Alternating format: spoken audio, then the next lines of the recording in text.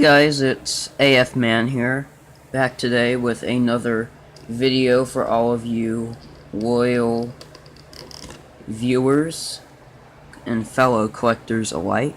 Today I'm just going to do a review on something I got not too long ago from Smallville Comic Con, all the way out to Huxington, Kansas. I'm going to decide to do a review on this, so here he is. It's the Marvel Select Thor figure.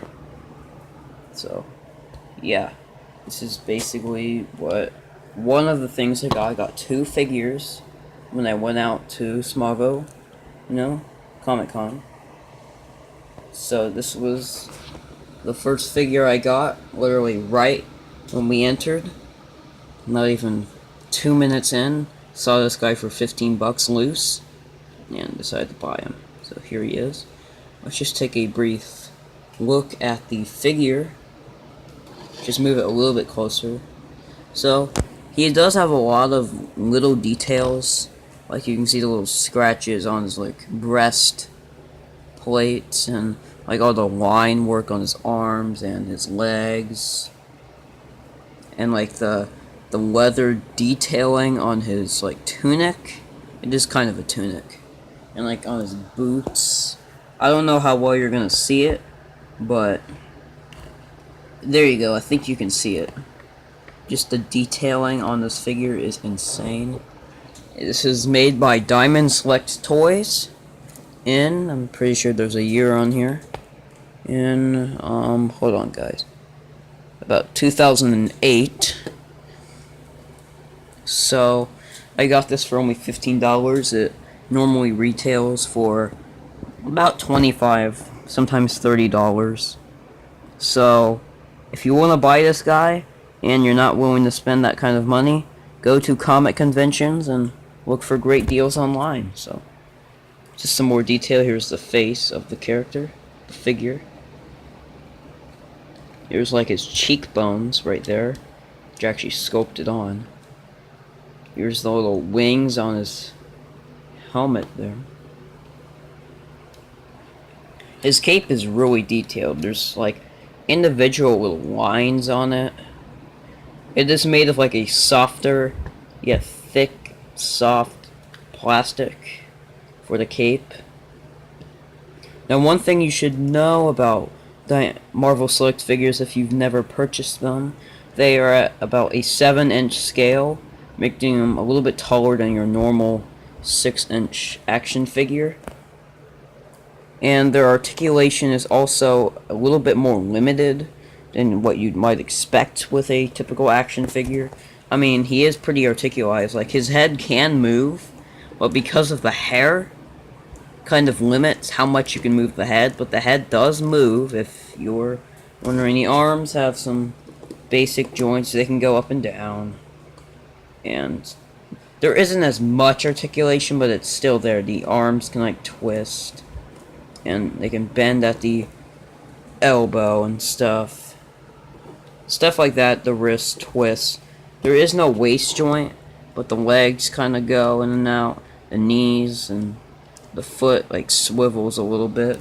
So not as much articulation as a standard 6-inch Marvel Legends action figure or any standard 6-inch figure.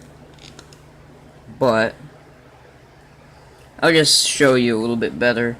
Like the head twist, the arms, do that, and the legs.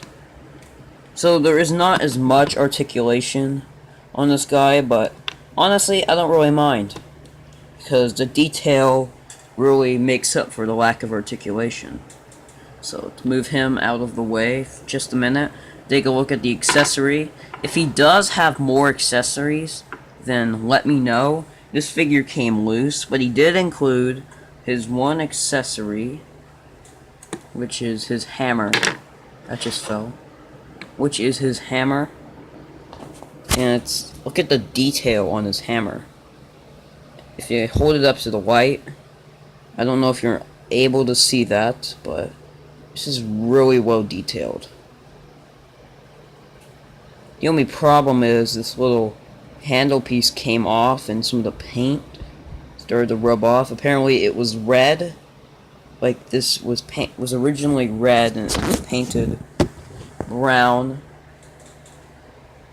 But the only problem is, like, the paint started to rub off a little bit, but honestly, I don't mind too much. And just put the figure down. This does fit in his right hand very well, so that's pretty cool. He can hold his hammer, and you won't get too many dynamic poses with this figure, but you will get some poses out of him. You can pose him a little bit. He's kind of more like a highly detailed, slightly articulated statue than an action figure, but I really don't care, so it doesn't matter for me.